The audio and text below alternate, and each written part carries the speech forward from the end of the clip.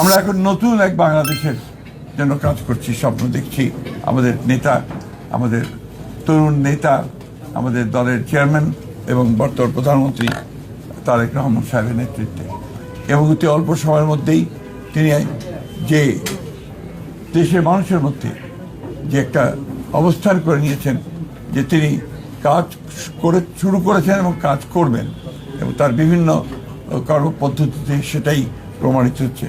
আমরা বিশ্বাস করি, আশা করি যে বাংলাদেশ জাতীয়তাবাদী দল তার নেতৃত্বে আরও শক্তিশালী হয়ে উঠবে, এবং এই সরকার, যে সরকার গঠন করা হয়েছে তার নেতৃত্বে, সেই সরকার সফল হবে বাংলাদেশকে তার ইপ্সিত লক্ষ্যে নিয়ে যেতে, এবং সত্যিকার অর্থেই একটা সুখী সমৃদ্ধ বাংলাদেশ গড়ে তুলবে, যা আমাদের প্রতিষ্ঠাতা শহীদ প্রেসিডেন্ট জিয়া রহমানের আমাদের লক্ষ্য ছিল।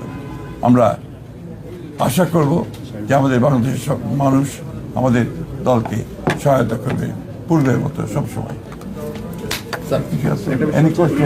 একটা বিষয় হচ্ছে, আপনি বলছিলেন যে খুব শীঘ্রই স্থানীয় সরকার নির্বাচন দিবেন। আজকে আবার কয়েকটি সিটি কর্পোরেশনের প্রশাসক নিয়োগ করা হলো, তার মানে কি স্থানীয় সরকার নির্বাচন একটা পিছিয়ে যাচ্ছে কিনা? না, স্থানীয় সরকার নির্বাচনের বেশি কত নিয়মকানুন আছে তো সরকারি এবং যে প্রথাগুলো আছে সেগুলো কতগুলো মেয়াদ আসছে, কতগুলো মেয়াদ শেষ হয়ে গেছে, সবগুলোকে এক জায়গায় নিয়ে এসে আমরা সরকারের তরফ থেকে একটা সঠিক সময়ে এই নির্বাচনগুলো দেওয়ার ব্যবস্থা আমরা করবো। তবে নিঃসন্দেহে এই নির্বাচনকে প্রাধান্য দেওয়া হবে। এটা তো আপনার পার্লামেন্টের সিদ্ধান্ত হবে, আপনার যেটা হওয়ার পার্লামেন্টের। এটা তো আমরা সবসময় জানি যে তাদের জনগণের সঙ্গে সম্পৃক্ততা থাকতে হবে, রাজনীতির সঙ্গে সম্পৃক্ত, দলের সঙ্গে সম্পৃক্ততা থাকতে হবে।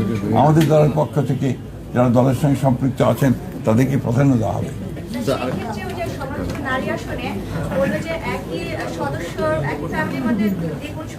এটা এখনই কিছু বলা যাবে না, আমি সেরকম কোনো সিদ্ধান্ত হয়নি এখন। আরেকটা বিষয় হচ্ছে, অনেক জায়গায় আওয়ামী লীগের অফিসগুলো খোলা হচ্ছে, অনেক জায়গায় এটা আমরা চাইনি, এবং আমরা যেহেতু আপনার আইনগতভাবে বলা আছে যে তাদের কার্যক্রম নিষিদ্ধ, সেইভাবেই এটাকে দেখা হবে সব জায়গায়। জি, আর কিছু এনিথিং এর তাড়াতাড়ি করে, আমার একটা মিটিং আছে খুব জরুরি। Please, thank you, thank you. সরেন, একটু জায়গা দেন।